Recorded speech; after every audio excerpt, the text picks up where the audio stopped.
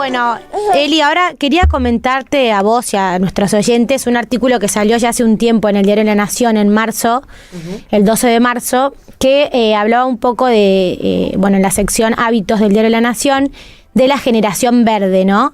Que es la era de los chicos vegetarianos. Es una nota que es interesante, más que nada porque es un tema que está bastante de moda, el tema de la alimentación saludable, consciente, y en esto incluye la comida, las dietas sin carne, ¿no? Chicos vegetarianos. Por supuesto que entra la polémica de si es sano, si no es sano, si los nutrientes que uno aporta sin comer carne son los necesarios para las distintas etapas de los chicos en las distintas edades. Hoy en día este tema está mucho más aceptado, tal es el punto que en muchos colegios los comedores ampliaron su oferta de darle de comer a los chicos. Hay muchos chicos que se quedan a comer en el colegio al mediodía y le hacen comenta una directora de un colegio de las afueras de Buenos Aires que ellos se vieron obligados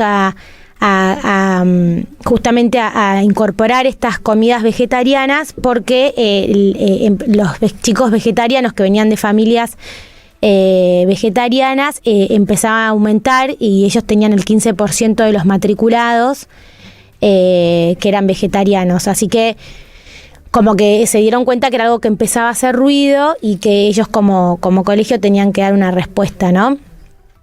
También asociado al tema de la alimentación, la posibilidad de que los hijos puedan elegir, si ellos a qué edad ellos pueden elegir si quieren o no comer carne. Por supuesto que cuando son chiquitos las responsabilidades de la mamá, o de los papás, y si no incorporan la carne, no la van a comer, ¿no?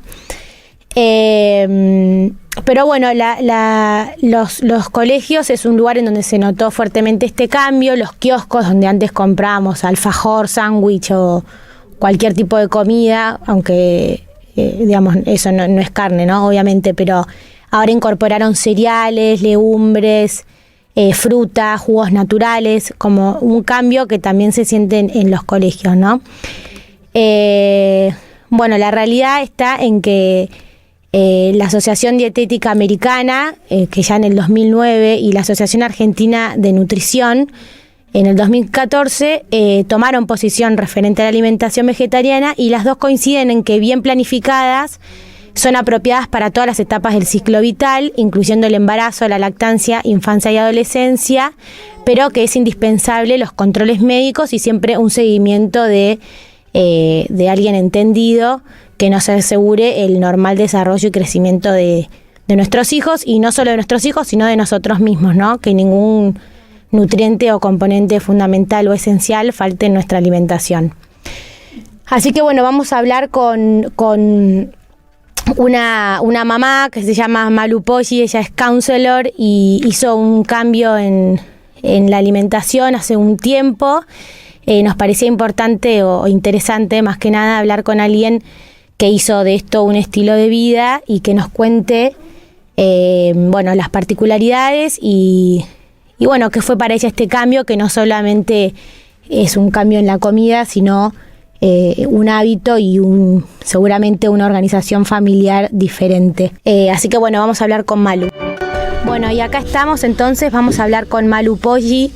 Ella es counselor, es abogada. Voy luego a presentarla porque fui criticada, que la presenté como mamá, pero hago esa aclaración primero de mamá. Es mujer, es amiga, es abogada, es counselor, es todo, pero hice esa aclaración de mamá porque justamente íbamos a encarar esta nota desde el lado estábamos hablando de los hijos y la alimentación. Así que acá te saludamos con Elisa desde Pehuajó. Malu, ¿cómo andás? Bienvenida.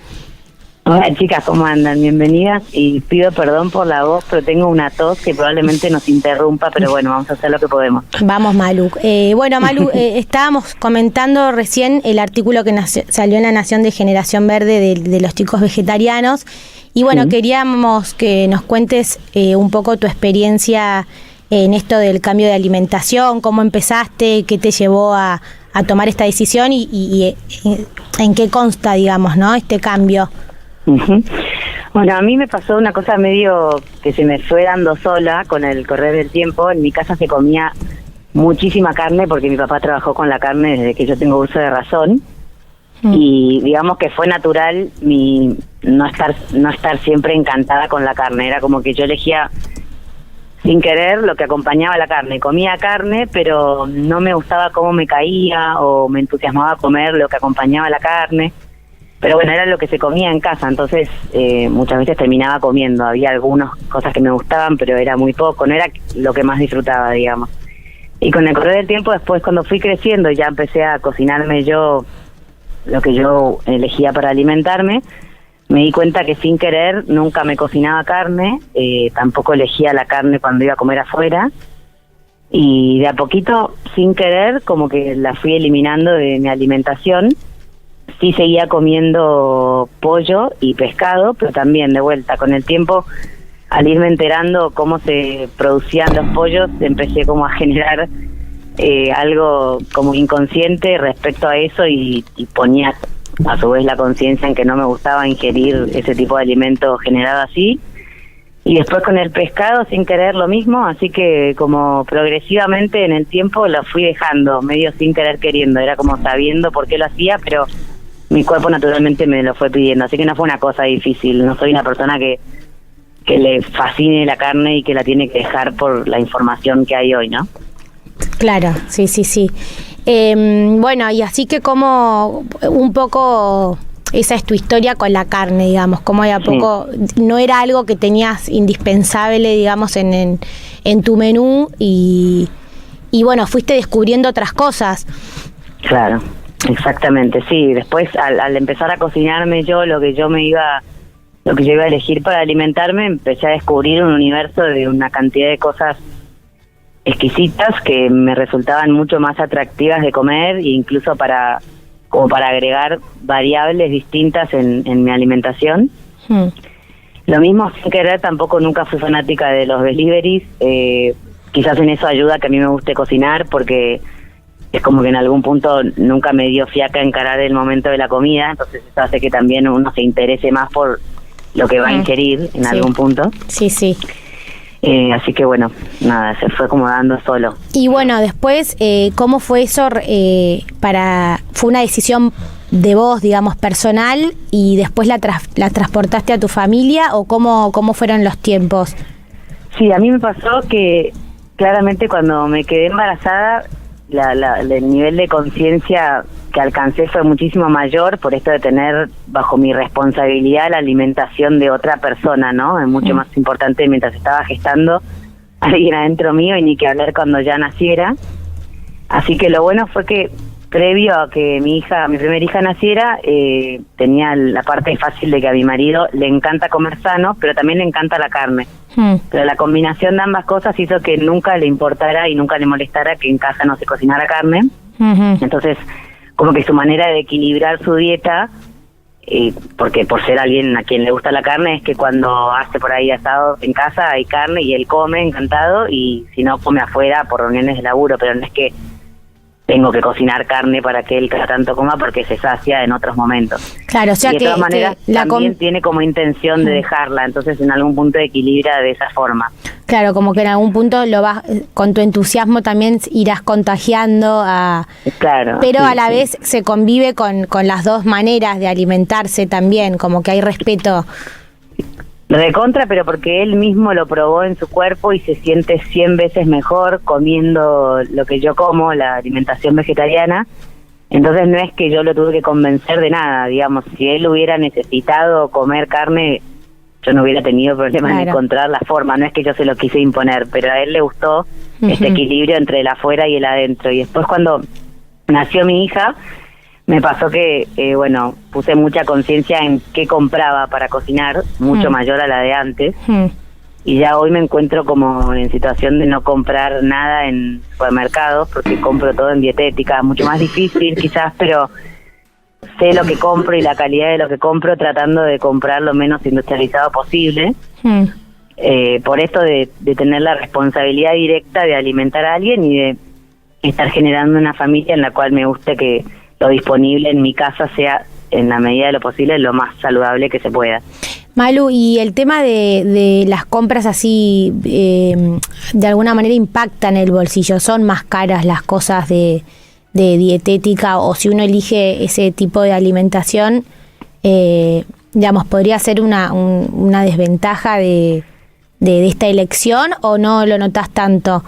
No lo noto, pero no sé si justo en mi casa no se nota porque yo no compro ni carne ni gaseosas.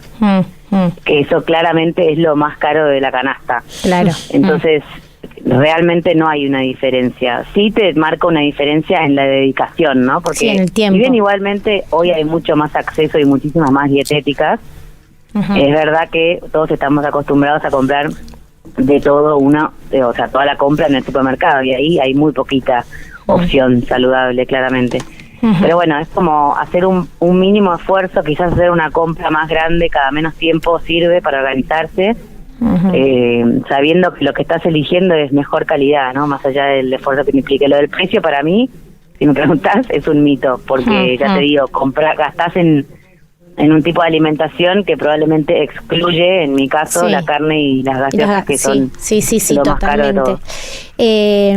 Malu, y vos tenés también, bueno, esta manera te hizo compartirlo con los demás.